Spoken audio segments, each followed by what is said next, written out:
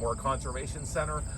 We have about 10,000 acres, just under. Only about 1,800 of them are under management directly for our animals. The rest of it, we try and maintain as much as possible like native Ohio environment to help out the native species too. We do a lot of work with that as well. Does this bring back any memories of Jurassic Park? Well, wait till you get to the mid-sized carnivore. It definitely has the fences that are that tall. Yeah.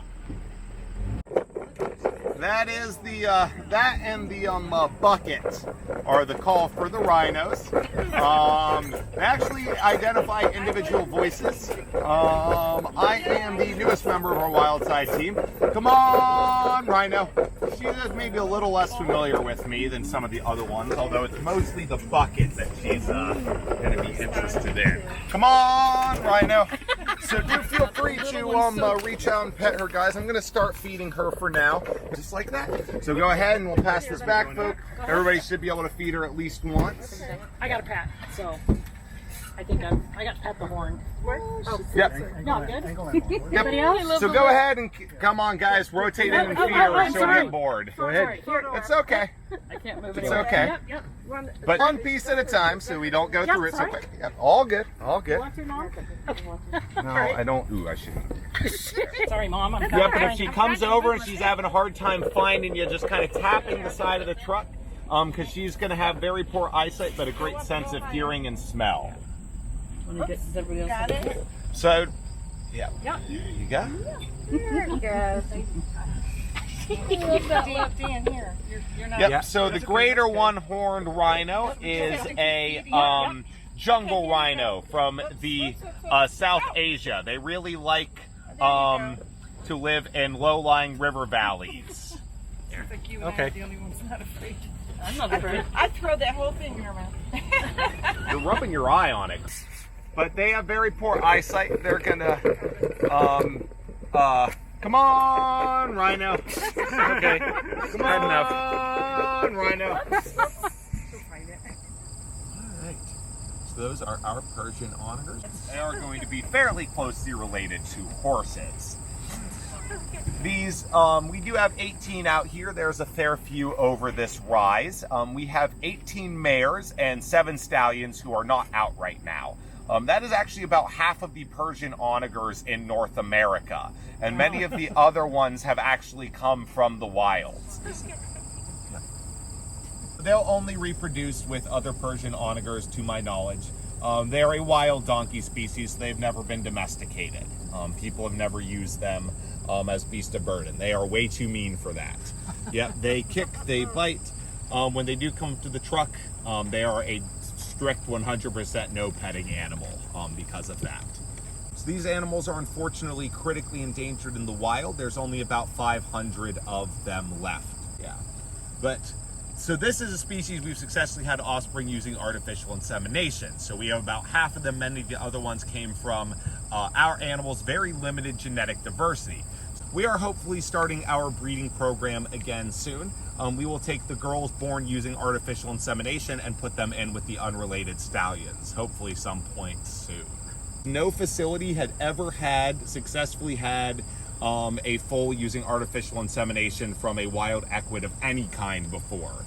So that is why the captive breeding programs are so important in their conservation, and why maintaining a large and genetically diverse herd is so important. And they're an animal that's going to stay out all winter. Iranian desert gets really cold in the winter, so they're used to it. These greater one-horned rhinos are going to have to go inside for the winter because they come from a very warm part of South Asia. I noticed the one up here has got a little tattoo on it. Is that like a little tramp stamp? Those are brands. No, so those are brands that we put on all of them. They all have them except for one girl is missing hers. They will groom one another and use their teeth to pick out anything they see wrong, so they'll pull out ear tags. So we use brands instead. We will go ahead and head over to where I think the camels are. So we have Shoo Shoo, she's the one in the shelter. Gobi is the one outside of the shelter. Gobi is the male, Shoo Shoo's the female. They're a sexually dimorphic species, so the males are going to be a little bit bigger and a darker brown color than the females will. The Gobi Desert, where they live in Mongolia, is a very harsh environment in many different ways. So of course it's very dry, as we associate with deserts, not a lot of food, and not a lot of water either. So they are going to store fat in those humps. When they have full fat reserves, they can run a caloric deficit for about a month at a time. And they are going to store water not in their humps, but in their blood vessels, which can expand and contract. They can drink about 30 gallons of water in a single sitting. And when they have full water supplies, they can go for about a month without drinking. Yeah.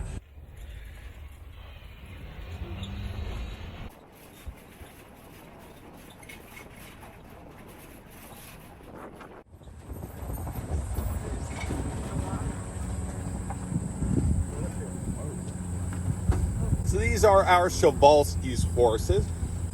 But these Przewalski's horses are the last truly wild horses in the world. All their horses are actually feral. A feral animal is one that was domesticated, then released into the wild. All of the horse populations living in the ON in the US are going to be feral horses. Przewalski's horses are going to come from Mongolia, same country as the Bactrian camels, but they're going to come from more of a plains environment than a desert environment. So they don't have to deal with quite as much in terms of low water. These animals unfortunately went extinct in the wild in the year 1969. It was the last wild Przewalski's horse that was seen. Fortunately, in the early 1990s, there were several release efforts, and a few hundred Przewalski's horses were released into the country of Mongolia.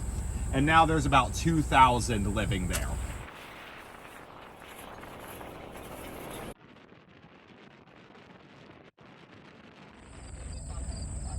Random question, speaking of competition, how do these species interact with the local wildlife? The birds don't really cause any problems, they're fine. So our fences are too high and tight to keep for most of your major, for the big mammals to cross. We've gotten a few whitetails in here before, that has happened. The major problem we're worried about is trading diseases with and parasites with our Bactrian deer and PRZEWALSKI'S deer. They're closely enough related that diseases wouldn't have, and parasites wouldn't have a very hard time jumping.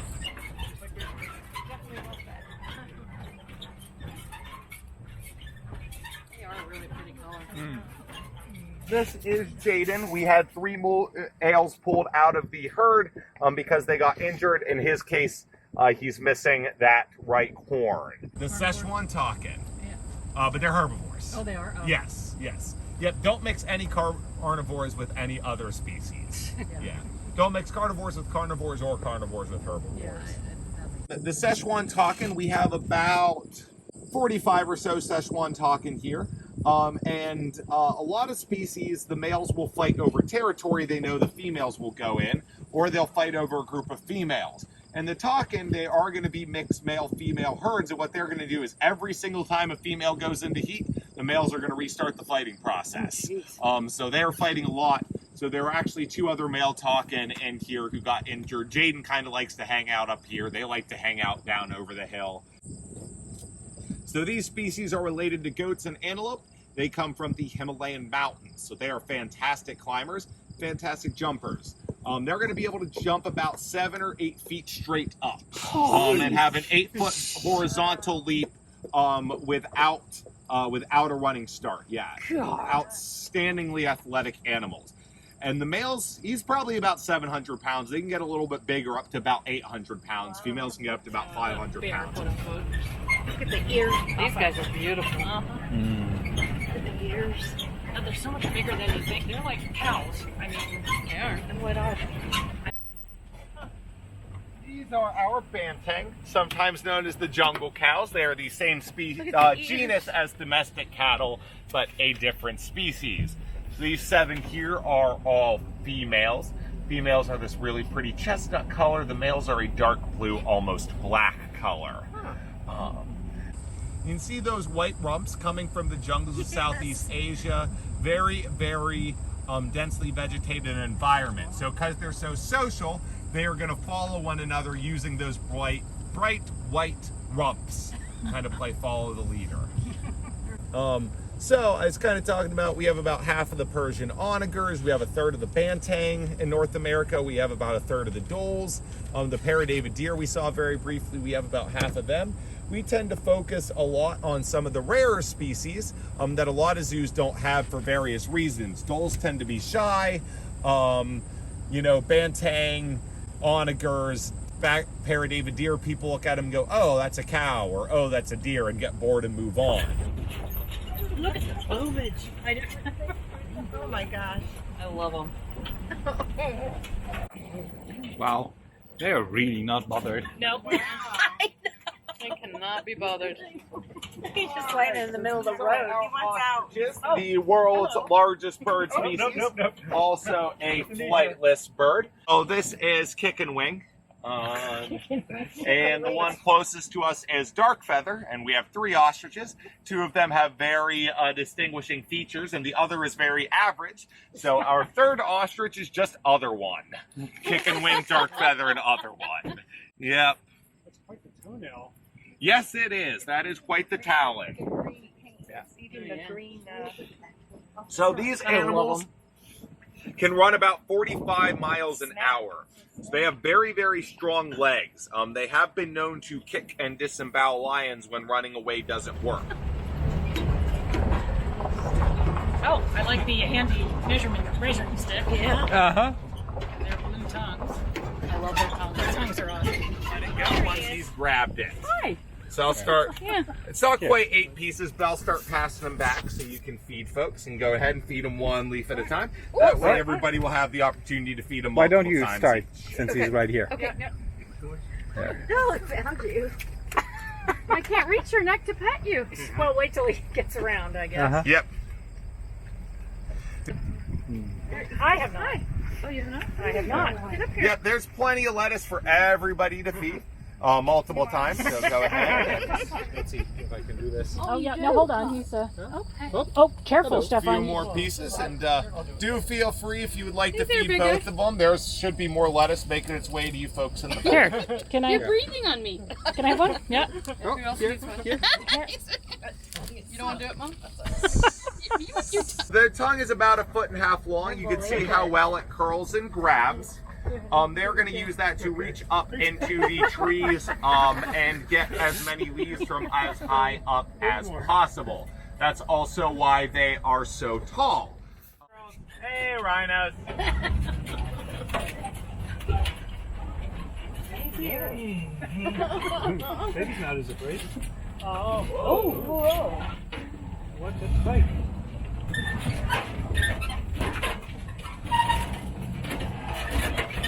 These are our southern white rhinos.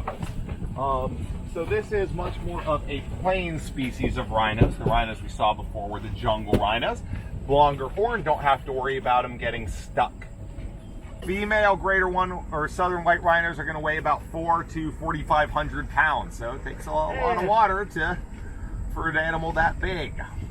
These rhinos actually are physically unable to lift their heads above their shoulders. They have really, really stiff reinforced necks that are gonna physically not let them do that, because they are only gonna eat grass. They don't need to lift their heads. You can also see, instead of that prehensile lip, their lip is actually wider than their head is. These animals will eat over 100 pounds of grass per day in order to get enough food to feed that big body. In order to get 100 pounds of grass a day, it really helps to be able to eat a lot in a single bite. So that lip is fairly muscular and is going to be able to kind of press against the lower lip and pull grass up for them to eat. Yep, you can tell they're very muddy. They do have hair, like all mammals do, but it is very, very short, not enough to protect them from the sun. So they're going to use the mud as a sunscreen, insect repellent, and moisturizer all in one.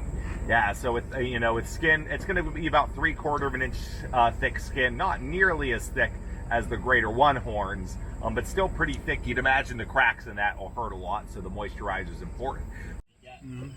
So I'll just talk to you through the window. They are an endangered deer species related to the red deer from the mountains of northern Afghanistan. They are the least studied deer species in the world due to the difficulty of researching them in the mountains of northern Afghanistan.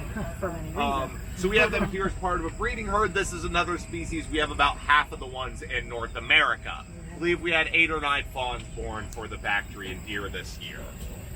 Yeah. And they're, I forget if I said, their racks can get up to about 30 pounds, so 15 pounds per antler.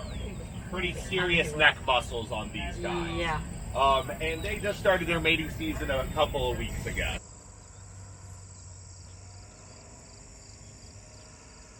Yeah, good luck.